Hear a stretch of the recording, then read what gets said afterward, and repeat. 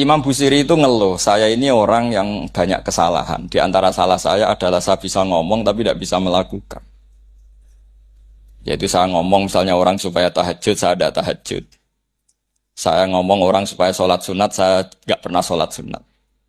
Itu sarahnya itu yang menyarai itu kan Imam Bajuri itu, yang sarah Burdan. Itu mengkritik begini.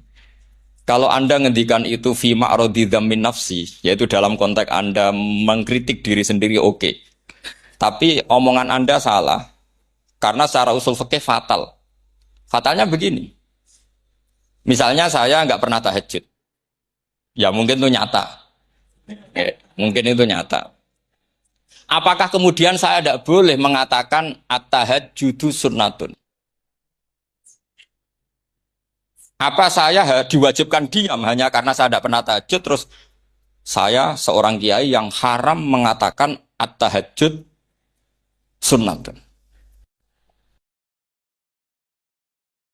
Assalamualaikum warahmatullahi wabarakatuh. Bismillahirrahmanirrahim. Tabarakalladzi nazzala al-furqana ala 'abdihi liyakuna lil 'alamina nadhir. Allahumma shalli wa sallim ala sayyidina Muhammad wa ala alihi wa sahbihi wa barik wa sallim asma'in. Amma ba'du. Ingkang kula hormati Kyai Haji Abdul Hanan wa ahli baiti, sedanten kanca-kanca santri peminat ilmu tafsir dan ilmu hadis ingkang kula hormati. Berbicara tentang ilmu tafsir, ada beberapa ulama yang menghindari kata tafsir karena makna tafsir itu memaknai atau menduga apa yang dikehendaki Allah. Tentu itu sulit. Satu, bahwa faktanya kita sudah tidak bisa komunikasi dengan Allah karena tidak ada wahyu lagi. Sehingga dari kehati-hatian ini pernah suatu saat Abu Bakar ditanya, ma makna abban fi qaulihi ta'ala wa fakihata wa abba. Beliau menjawab, saya tidak lagi pantas hidup di atas bumi, di bawah naungan langit, jika saya mengatakan naqulu fil Quran, jika saya harus berpendapat tentang Quran apa yang tidak saya ketahui. Itu kehati-hatian yang dilakukan Sayyidina Abi Bakrin As-Siddiq. Tapi teori ini berbanding paradok, berbanding ekstrim, ketika bahwa Quran itu diturunkan itu sebagai hudan, sebagai petunjuk. Kedua, sebagai bayanan, sebagai penjelas. Dan ini yang saya yakini. Kalau sebagai penjelas, Quran itu harus jelas sekali dan bisa menjelaskan. Dan Quran mensifati dirinya wal kitabil mubin, demi kitab yang memberi penjelasan. Sehingga dari sudut ini, orang kafir pun mungkin memahami Quran. Dan menurut saya orang kafir pun bisa paham Quran. Kalau Ahok itu melintir Quran, tidak memahami Quran, Pak. Senak harganya itu melintir Quran, tapi tidak memahami Quran. Tapi bahwa Quran itu bisa difahami orang kafir itu ya. Logikanya gampang begini, kata Imam Syafi'i dalam kitab Ar-Risalah. Ketika Quran turun, itu pendengarnya itu tidak ada yang Muslim. Belum ada santri Kewagian, nggak ada santri Lirboyo, tidak ada santri seorang. Pendengarnya itu non-Muslim. Nah ini sampai nangan-nangan. Ketika Quran turun tuh pendengarnya Muslim atau non-Muslim? Non-Muslim. Andai kan Quran itu turun tidak difahami orang kafir, maka lalu objeknya siapa? Sasarannya siapa? Nah sebab itu akan aneh kalau kita yang mondok, misalnya ngaji Edkon, ngaji Alfiyah, ngaji Ulumul Quran, apa saja. Kemudian Anda tidak paham Quran. Padahal orang kafir saja bisa paham. Nah ini tantangan bagi kita. Sing kafir wae iso paham Quran, masa kita santri ndak paham Quran. Makanya begini, di antara awal-awal periode Makkiyah ada surat disebut qul ya ayyuhal kafirun. Katakan Muhammad ya ayyuhal kafirun. Karena mukhatabnya atau lawan dialeknya Nabi adalah orang-orang apa? Kafir. Mereka paham ketika dijelaskan Quran paham. Dan sebagian mereka menjadi mukmin karena paham. Itu termasuk isi makalah yang saya utarakan di sini. Mereka tanya, ya Muhammad, siflana robbak, amin dahabin, amin nuhasin, amin hajarin. Karena orang kafir jahiliyah itu punya tren. Yang namanya Tuhan itu fisik. Mereka punya Lata, punya Uzza, punya Hubal. Sehingga kalau Tuhan-Tuhan kita ini dari batu Muhammad, katanya Anda punya Tuhan yang berbeda. Lalu Tuhan Anda ini dari emas atau dari perak. Turunlah ayat Qul huwallahu ahad, Allahus samad. Lagi-lagi mukhatabnya adalah orang kafir. Makanya ini juga akhirnya jadi ilmu madhab. Ilmu tentang firqah-firqah dalam Islam. Bahwa kesalahan terbesar orang Khawarij sebagaimana yang dikutip Imam Bukhari. Nanti saya mencari di juz 4 atau di juz 3, pokoknya di bab Babu Qitalil Khawarij, karena Imam Bukhari punya adat diulang-ulang. Kata Ibnu Umar yang dikutip Imam Bukhari, innahum intolaku ila ayatin nazalat fil kufar faja'aluha alal mu'minin. Orang-orang Khawarij atau kalau sekarang orang-orang radikalisme itu meneliti Quran, kemudian ketika ada kriteria manusia-manusia tertentu itu dianggap itu kenanya orang Islam, korbannya orang Islam. Padahal awal mula ayat ini turun untuk orang kafir atau kritikan pada orang kafir. Ini cilaka betul. Karena logikanya seperti yang dikatakan Imam Syafi'i, ketika Quran turun, ini nggak ada orang Islam, yang ada orang kafir. Sehingga mukhatabnya adalah orang kafir. Tapi ayat-ayat ini nanti dipakai Khawarij untuk mengcounter orang Islam. Sehingga mereka mudah mengkafirkan kita karena pakai ayat yang dari awal Allah mengkafirkan orang kafir, sekarang ayat itu dipakai mengkafirkan orang Islam. Ini saking gebleknya orang apa? Khawarij. Makanya kata kitab Fathul Bari yang menyarai Bukhari itu, yang mendorong orang Khawarij seperti itu adalah jahluhum bisyariah. Memang mereka benar-benar bodoh. Benar-benar goblok. Misalnya kita kiai atau kita ma'arif atau kita santri atau kita orang soleh. Kemudian kita tidak bisa melakukan apa yang kita katakan. Terus kita oke lah, kita kena kritik misalnya atak murunan nasa bil birri apa? Watan sauna anfusakum wa antum taslunal kitab. Terus kita katanya bisa ngomong tapi tidak bisa melakukan. Terus dikritik dengan ayat itu. Itu mestinya tidak tepat. Karena itu asbabil nuzulnya adalah orang-orang Yahudi karena tahu bahwa sifat Rasulullah itu ada di Taurat. Mereka menyuruh keluarganya itu masuk Islam, tapi mereka sendiri tidak mau Islam. Kemudian turunlah ayat atakmurunan nasa bil birri wa tansawna anfusakum wa antum taslunal kitab. Afala ta'qilun. Sekarang perbandingannya begini.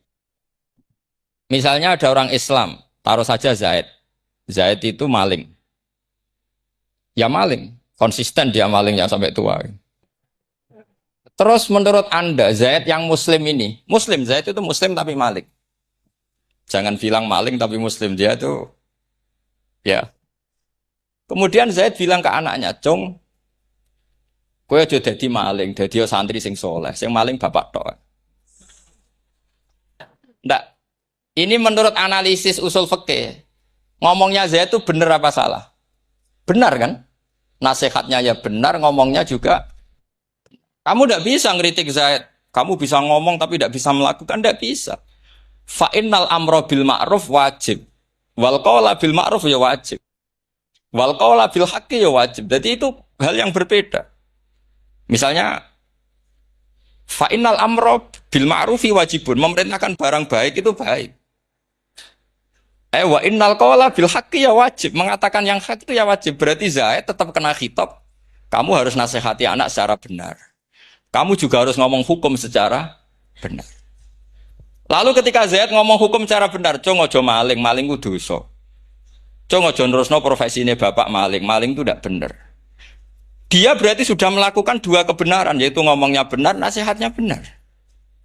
Dia salah, perilakunya tetap maling. Tapi jangan karena dia maling lalu omongannya nggak salah juga, berarti salahnya malah tiga. Makanya ini pentingnya ngaji sama ulama sama ahli usul fikih. Jadi tidak bisa dicampur adukkan. Zaid gagal dalam perilaku, tapi jangan gagal lagi di nasihat. Nanti kalau dia ada nasihati, maka anaknya terus maling, alasannya niru bapaknya. Karena bapaknya kalau mau nasihati nanti disemprit sama santri-santri. Pak, sampean ra oleh nasihati anake ra usah maling sampean dhewe. Maling. Oh, ndak bisa cara usul fikih. Itu malah yudroku kulluh, la yudroku napa? Kulluh atau bahasa populernya al-maisur la yasqutu bil maksud. Misalnya kita sebagai kiai hanya bisa takrib, hanya bisa jurumnya. Apa yang muda Fatul Mu'in cek abote. Bulet maknane bulet. Kamu ndak boleh ngomong gini, Cong. Kowe sebagai muridku kudu nurut aku. Nak gurumu goblok tok takrib, kowe tok takrib wae. Gak oleh ngelangkai guru, gak sopan gitu misalnya. Gak boleh gitu. Tetap kita ngomong, Cong. Kowe aja koyo aku. Kowe kudu alim Fatul Mu'in, alim Fatul Wahab. Sama ndak bisa protes. Pak guru sendiri ndak bisa, ndak bisa. Kebenaran tetap sebagai kebenaran meskipun kita ndak kuat melakukan atau ndak bisa melakukan. Lagi-lagi ayat itu sebenarnya ada untuk kita, untuk orang Yahudi ya ta'murunan nasa bil birri wa tansawna anfusakum wa antum taslunal kitab. Sebab itu istidlal dengan Quran itu memang resikonya tinggi kalau tidak bagi mutabakhir. Karena ya itu tadi. Ini harus ada pengetahuan yang luas tentang asbabun nuzul, tentang kriteria. Nah, kalau terpaksa saya katakan terpaksa. Kalau terpaksa kita itibar itu boleh, tapi itu terpaksa. Bahwa Allah mengkritik orang yang bisa ngomong tapi tidak bisa melakukan. Tapi itu secara usul fikih itu runyam. Teori ini runyam sekali, fatal. Sama lihat tuh di kitab Bajuri atau di kitab-kitab fikih yang lain. Ketika Shahibil Burdah atau Shahibil Bur'ah itu yang Imam Busiri itu Muhammad bin Busiri. Niku salah nama tapi kadung populer. Jadi sebetulnya Imam Busiri itu Shahibil Bur'ah bukan Shahibil Burdah, tapi kadung terkenal Burdah kita ikut-ikutan apa? Burdah. Imam Busiri itu ngeluh, saya ini orang yang banyak kesalahan. Di antara salah saya adalah saya bisa ngomong tapi tidak bisa melakukan. Yaitu saya ngomong misalnya orang supaya tahajud, saya tidak tahajud. Saya ngomong orang supaya sholat sunat, saya nggak pernah sholat sunat. Itu sarahnya itu yang menyarai itu kan Imam Bajuri itu, yang sarah Burdah. Itu mengkritik begini. Kalau Anda ngendikan itu fi ma'radi dzammin nafsi, yaitu dalam konteks Anda mengkritik diri sendiri oke. Tapi omongan Anda salah. Karena secara usul fikih fatal. Fatalnya begini. Misalnya saya nggak pernah tahajud. Ya mungkin itu nyata. Mungkin itu nyata. Apakah kemudian saya tidak boleh mengatakan at-tahajjudu sunnatun? Apa saya diwajibkan diam hanya karena saya tidak pernah tahajud terus saya seorang kiai yang haram mengatakan at-tahajjud sunnatun? Saya harus tetap mengatakan kalau tahajud itu sunat. Saya kalau punya santri terus saya bilang, Cong, napas nganggur yuk, tahajud. Tahajud itu sunat. Karena mengatakan kebaikan pasti bagian dari kebaikan itu sendiri. Makanya kata Imam Bajuri, fakaifa yakunul amru bil ma'rufi mazmuman. Bagaimana mungkin sesuatu yang jelas baik karena memerintahkan kebaikan mazmuman menjadi sesuatu yang tercela hanya karena mengatakan tidak melakukan. Fa innal fi'la ya amrun wal hukmu ya amrun akhar. Itu beda. Jangan karena Anda tidak minum teh karena diabetes. Terus Anda kalau ada tamu tidak disuguhi teh. Karena saya sendiri tidak minum teh. Wah ya repot kan gitu. Nah itu lagi-lagi tadi orang Khawarij salah ketika mengartikan ayat yang harusnya objek kritiknya itu orang kafir. Kemudian karena Quran lama sekali dibaca orang Islam sampai orang itu lupa kalau Quran awalnya turun diantaranya adalah membenahi akidahnya orang kafir. Sehingga korbannya orang Islam. Itu mirip seperti cerita kita ya. Santri-santri itu kalau punya musuh Itu baca Hizib Nasor. Dulu pengarang Hizib Nasor itu musuhnya orang fasik, sehingga dihizib. Santri ora di musuh wong fasik, duwene kancane dhewe. Akhirnya kancane yang kena hizib. Nah ini penting saya aturkan ya, sama seperti itu. Lama sekali Quran itu hanya dibaca orang Islam dan komunitasnya Muslim. Sehingga seakan-akan semua kritikan Quran itu pada orang apa? Islam. Padahal jelas Quran ada kul ya ayyuhal kafir. Jelas mukhatabnya orang kafir. Sabda kata lakum dinukum waliyadin. Nah ini penting kalau aturakan. Makanya kalau melihat itu, Quran jelas bisa difahami orang kafir. Bahkan banyak orang kafir yang menjadi Muslim karena faham maknanya apa? Faham maknanya Quran. Itu jelas sekali. Itu masyhur sekali dialeknya Nabi dengan Walid bin Mughirah, dengan Utbah, dengan banyak sekali termasuk dengan Abu Jahal, dengan Abu Lahab. Bahkan orang-orang kafir Quraisy itu menyewa namanya Musailamah Al-Kadzab. Kalau di sini umumnya baca Musailamah apa Musailimah? Trennya di sini. Pakai fathah ya. Itu entah ya, nggak tahu saya yang masalah yang mana itu kan, karena memang kalau dalam ilmu riwayat itu sekali salah baca itu kasus betul, kayak Sa'id bin Musayyab atau Sa'id bin Musayyib itu ketika beliau sugeng itu kalau dipanggil Sa'id bin Musayyab itu marah besar karena maknanya Sa'id al-Musayyab itu yang ditawan, makanya beliau bilang sayyabatni Irak wa anal Musayyib. Orang Irak mengatakan saya ini ditawan, sebenarnya saya yang menawan mereka. Tapi Al-Masyhur itu dibaca Sa'id bin Musayyab. Padahal dia tidak mau dipanggil Sa'id bin Musayyab. Sa'id bin Musayyab. Karena nama ini penting. Pentingnya begini. Ini kata Rasulullah kalau sedang guyon. Kata Nabi, mbok kamu itu sekali-kali mikir. Kenapa saya ini diberi nama Allah Muhammad? Ini hadis sahih di Bukhari ada, di Kitabul Adab. Banyaklah teks ini. Kenapa ya Rasulullah? Allah itu senang bingung wong kafir, kata Rasulullah. Karena Abu Jahal kalau manggil saya jadi bingung. Itu kalau orang Arab kan pasti tahu maknanya. Muhammad maknanya orang yang terpuji. Sehingga kalau Abu Lahab ngomong itu jadi paradok. Hei orang yang terpuji, kamu bohong. Kan jadi aneh. Ya Muhammad kadzabta. Hei Muhammad kamu bohong. Kalau diterjemahkan, hei orang terpuji, kamu bohong. Itu akhirnya sahabat tertawa-tawa. Karena cek pinter deh pangeran milih nama kamu ya Rasulullah. Karena ini bingungkan musuh itu. Makanya kalau kamu udah anak kiai, itu anak kamu panggil namakan saja Agus. Pasti satu pondok manggil Gus semua. Itu aman itu. Boy yang nggak seneng tetap panggil Gus. Karena kalau untuk Gus putra kiai kan butuh di bapak kiai, kan bapak kadung ra kiai itu kan. Itu ada triknya, yaitu anaknya dinamain. Nah, itu Rasulullah itu sudah dipilih sedemikian rupa oleh Allah. Perilakunya benar, ahwalnya benar, sak namanya juga benar. Sehingga ketika Abu Jahal, Abu Lahab tahu bahwa nama Muhammad ini problem, karena ini madah. Madah itu memuji. Sehingga mereka kalau mencari Muhammad itu bilang, Ainal madmum, mana orang yang tercela. Terus orang-orang Quraisy tidak paham, kamu nyari siapa? Akhirnya mereka bilang, Ana atlubu Muhammad, dan saya cari Muhammad. Akhirnya bilang Muhammad lagi. Nah itu.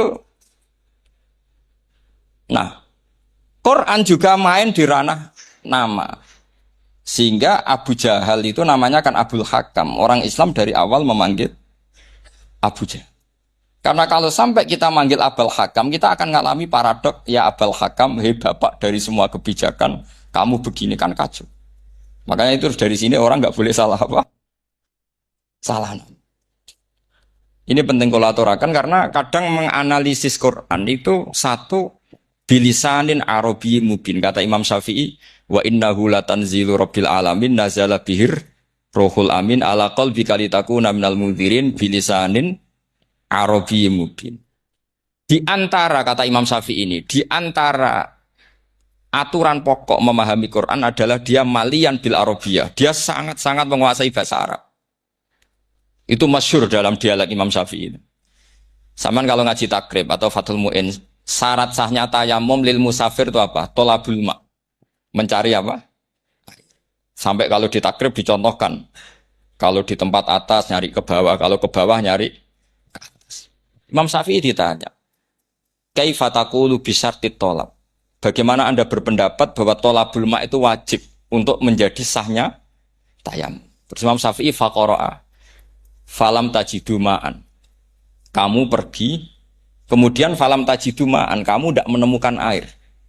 Terus Imam Syafi'i mengatakan, la yuqalu liman lam yatlub lam yajid wa innama yuqalu lam ya'rif, kata. Orang yang nggak pernah mencari itu tidak bisa dikatakan lam yajid, tidak menemukan. Kalau belum mencari namanya tidak tahu. Padahal Quran bilang kamu pergi kemudian kamu tidak menemukan air. Tidak menemukan itu berarti harus mencari dulu baru dikatakan lam yajid, tidak menemukan. Kalau tidak pernah mencari namanya tidak. Hanya gitu tok itu jadi ilmu bahwa tolabul ma itu wajib karena Allah mengatakan falam tajidu ma la yuqalu liman lam yatlub lam yajid wa innama yuqalu lam ya'rif. Orang dikatakan tidak menemukan berarti setelah mencari kemudian kesimpulannya tidak menemukan. Kalau belum mencari namanya apa? Tidak tahu. Nah, dari sini Imam Syafi'i istidlal wajib tolabul. Ini namanya malian bil arabiyah. Dia menguasai bahasa Arab. Begitu juga ulama-ulama sufi. Itu ada cerita Aba Yazid Al-Bustami itu ada muridnya baca ayat wasiqal ladzina taqaw rabbahum ilal jannati zumara. Orang-orang takwa itu digiring menuju surga. Itu dia nangis. Muridnya kaget. Ini guru saya tidak benar, ini ada cerita surga, tapi dia malah nangis karena ayatnya itu digiring. Terus kata Abu Yazid, mereka itu di mana saja. Masa ke surga aja butuh digiring? Ke surga itu kan nikmat, ngapain butuh digiring? Saya tidak mau, kata dia. Abu Yazid itu gak mau digiring ke surga, itu gak mau. Muridnya kan tambah kaget. Memangnya mau neraka kan gitu pikirannya itu. Ternyata beliau jawabnya sederhana. Saya pas itu sudah dekat sama Allah sehingga tidak perlu digiring. Kemudian saya sudah panitia kiamat pas itu jadi tidak perlu digiring. Nah ini nanti penting jadi satu aturan ilmu ulumul Quran. Saya di rumah itu istiqomah ngajar Qawaidul Asasiyahnya Said Muhammad yang dulu ditulis abahnya Zubdatul Itqon oleh Said Alawi. Kemudian Zubdatul Itqon itu tentu dari kitab Itqon. Terus Said Alawi dulu ngarang kitab Faidul Khobir, sarahnya Faidul Khobir sama Sayyid Muhsin Al-Musawab. Dulu dari Padang, tapi hidupnya di Mekah. Saya dulu talaki sama Mbah Mun. Itu ternyata ada ayatnya. Innal muttaqina fi jannati wa nahar fi maq'adi sidqin 'inda malikim muqtadir. Sekarang sampean saya tanya. Menurut Anda semua orang kena hisab enggak? Enggak, sampean jawab saja. Menurut Anda ketika di mahsyar semua orang kena hisab apa enggak? Pasti kita menjawab iya. Tapi kata Said Muhammad, itu keliru. Enggak kebayang orang seperti Nabi kena hisab. Pasti yang kena hisab itu orang-orang yang enggak jelas. Nah, misalnya Nabi jelas baiknya, harusnya ya langsung nggak kena hisab. Karena nggak mungkin seorang saksi kok diaudit, nggak mungkin. Lo saksi itu di pengadilan kan nggak tersangka, nggak terdakwa, dia nggak boleh diintervensi oleh hakim. Nah, Rasulullah ketika kiamat, ketika fil mahsyar, fi faslil qada itu jelas. Fa kaifa idza ji'na min kulli ummatin bisyahidi wa ji'na bika ala haula'i syahida. Rasulullah sudah dekat Allah pas mahsyar itu ada Allah, ada Rasulullah, ada Jibril. Kemudian Nabi itu mengidentifikasi. Ditanya sama Allah, bener mat ini umatmu? Ya, niki umatmu ya. Kalau yang enggak jelas ya Nabi lama jawabnya. Makanya kamu jangan jadi orang enggak jelas. Nah, itu kalau sekali enggak jelas itu Nabi lama sekali jawab. Nah, artinya begini, yang kena hisab itu meskipun kata Said Muhammad, meskipun Dhahirul Quran itu menetapkan asbata umumal hisab, tapi dhahirnya Quran yang sama juga menafikan hisab. Itu karena nggak mungkin, nggak kebayang kita malaikat berani menghisab afdhalul khalqi. Sama bisa bayangkan malaikat mengaudit Rasulullah SAW. Ahabbal khalqi ilallah. Penciloko mencit ya. Wong jejer Allah kabeh dini kan audit sudah indah. Fa kaifa idza ji'na min kulli ummatin bisyahidi wa ji'na bika ala haula'i syahida. Lalu mungkar nakir juga sama. Sampai bisa bayangkan mungkar nakir tanya Nabi Muhammad. Tesnya susah. Karena kalau Rasulullah terus ditanya, waman Nabi Yuka. Wah, itu kan bisa kiamat itu.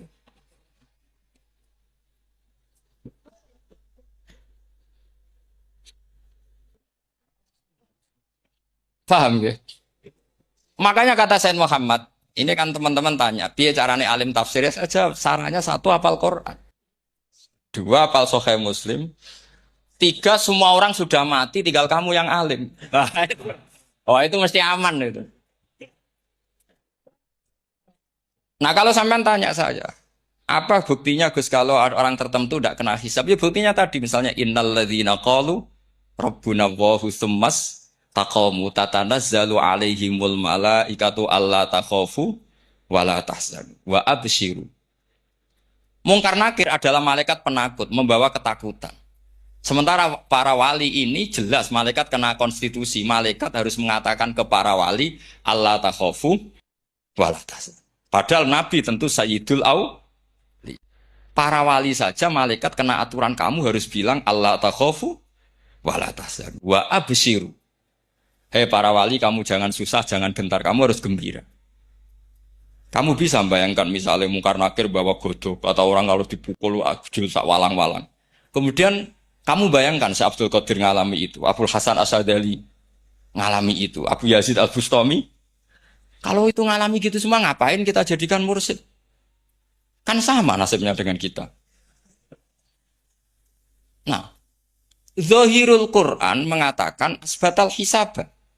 Tapi Zahirul Quran di ayat yang lain lam yusbit al hisabah. Makanya tadi umumul Quran juga ditaksis dengan muqayyid. Yang mutlak ditaksis dengan yang muqayyad. Yang mujmal ya sama seperti itu, aturannya seperti itu, ditafsir sama yang mufassal. Sama orang kafir yang jelas, sampean bisa bayangkan malaikat ngaudit Fir'aun. Cek kurang penggaweane. Jelas eleke kok di audit. Misalnya Abu Lahab di audit, wah malaikatnya celaka mencet. Berarti dia agak percaya sama pernyataan Tuhan, tabat yada abi lahabiu. Malaikat kok ngaudit Abu Lahab. Mungkin Gusti kula ceke. Nak menawi wonten nabi. Lho ki ora tau ngaji Quran tapi wong ayate tabat yada kok cek di cek. Nah, yang seperti ini masuknya kategori ulaikal ladzina satruse mereka yang kafir bi ayati rabbihim wa liqaihi fahabitos maluhum fala nuqimu lahum yaumal qiyamati was. Jadi ada orang-orang kafir yang jelas kena aturan fala nuqimu lahum yaumal qiyamati was. Yang jelas kafirnya ya gak kena hisab, yang jelas nabinya, jelas wasinya juga gak kena hisab. Yang kena kita di tengah-tengah. Tapi ilmu itu ikut mainstream karena semua orang bilang ada hisab ya kita ikut-ikut bilang. Ya sudah gitu saja. Tapi kalau aslinya ya rapati percaya. Umumnya uang gerono mati ditalkin ya kita melok-melokan nalkin. Tapi kalau kadang ya gak kebayang. Piye nak wali-wali ditalkin. Makanya ada di dunia wali itu ada cerita Rabi'ah Adawiyah itu termasuk keramat beliau itu. Kalau Imam Sibawi kan dalam cerita wali kan ditanya marbuka ngapunten niku man mausul napa istifham. Wah itu malaikatnya ndak pernah khataman alfiyah kan repot. Kalau Rabi Adawiyah lebih parah lagi itu. Beliau tuh nangis sekeras-kerasnya. Nangis terisak-isak, dia tersiksa. Ya Allah, engkau itu zat yang paling saya kenali dan harusnya semua makhluk itu kenal engkau. Tapi ini hamba engkau tanya engkau itu siapa? Itu kan ini orang aneh kata gitu. Karena Allah itu adharud dzahir. Kata sampai Imam Sibawayh silakan a'raful ma'arif. Jadi wong ora ora wis geblek tenan dari Imam Sibawayh. Imam Sibawayh kan atas nama dia pakar nahwu pertama mengatakan domir paling makrifat di antara 6 isim makrifat paling makrifat itu domir. Tapi meskipun gitu a'raful ma'arif Allah. Yang paling makrifat dari sekian isim makrifat itu Allah. Artinya satu nama yang orang harus kenal semua. Makanya di antara keramat beliau ketika ditanya, wong kok ora tau ngaji fikih men ngaji nahwu wae. Gak tahu dia ngaji carane sesuci, carane iddah tuh gak tahu ngaji nahwu. Terus dia tanya, bima fa'ala rabbuka. Lalu Allah memperlakukan kamu gimana? Terus kata Imam Subabeh, ghafaroli, Allah mengampuni saya karena saya orang yang mengatakan Allahu a'raful. Ini penting kalau aturakan. Jadi makanya kalau sampean tanya, caranya ilmu alim gimana? Ya satu tadi, kalau sampean masih banyak orang hidup, syaratnya kamu harus hafal Quran, hafal hadis, hafal sekian ribu hadis, hafal sekian ulumul Quran. Itu kalau masih banyak orang hidup. Kalau sudah kamu sendiri hidup, ya sudah. Pokoknya isokulhu ya salim sendiri kan nggak ada saingannya. Makanya kata Sayyid Muhammad, beliau mengatakan, kita meyakini umum al-hisab ya berdasar dohiril Quran, kita menafikan umum al-hisab bahwa hisab hanya yakhtassu liqaumin duna qaumin juga berdasar dohiril. Kita percaya semua mayat ditanya mungkar nangkir ya berdasar dohiril ahadis. Kita tidak mengumumkan teks ini juga berdasar dohiril ahadis. Karena malaikat mungkar nakir juga malaikat. Berarti dia kena aturan kalau ketemu para wali Allah takhafu wala tahzan. Faham sih kalau maksudnya? Ini penting kalau aturakan. Jadi makanya aspek ya. Sampai bisa memulai kalau ingin jadi orang alim tafsir bisa mulai dari yang mudah saja, yang fikih saja.